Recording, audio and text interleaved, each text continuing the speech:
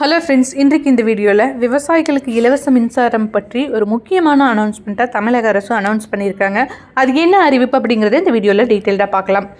தமிழக அரசு விவசாயிகளின் நலன் கருதி பல்வேறு விதமான திட்டங்களை அறிவித்து வராங்க.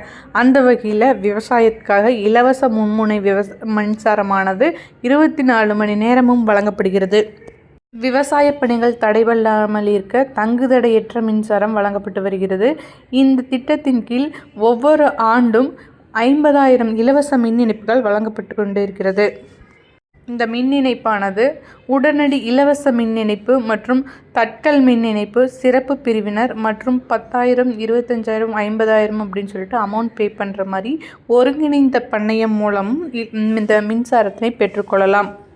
இதில் என்ன இன்னொரு அறிவிப்பு அப்படின்னா, உங்களுக்கு சோலார் பேனல் மாட்டியிருந்தீங்கன்னா அதன் மூலம் சோலார் மின்சாரம் நீங்கள் வச்சு தண்ணி இறைக்கிறதுக்காக யூஸ் பண்ணிகிட்டு இருந்தீங்கன்னா அதுக்குள்ள இப்போ என்னென்னா இங்கே சோலார் மின்சாரம் கவர்மெண்ட் கிட்டேருந்து அப்ளை பண்ணி வாங்கியிருந்தாலும் அதுக்கு 75% மானியம் கொடுத்துருப்பாங்க. அவங்களுக்கு இனி இந்த எலக்ட்ரிக்கல் மின்சாரம் கிடைக்காது அப்படின்னு சொல்லிட்டு இருந்தாங்க. ஆனால் இனிமேல் அவர்களுக்கும் கிடைக்கும் அவர மாதிரி வழிவகை செய்ய போகிறாங்க. இதன் மூலமாக நீங்கள் சோலார் மின் இணைப்பை பெற்றிருந்தாலும் நீங்கள் மும்முனை மின் இணைப்பையும் பெற முடியும் அப்படிங்கிற மாதிரி ஒரு செய்தி சொல்லிட்டு இருக்காங்க.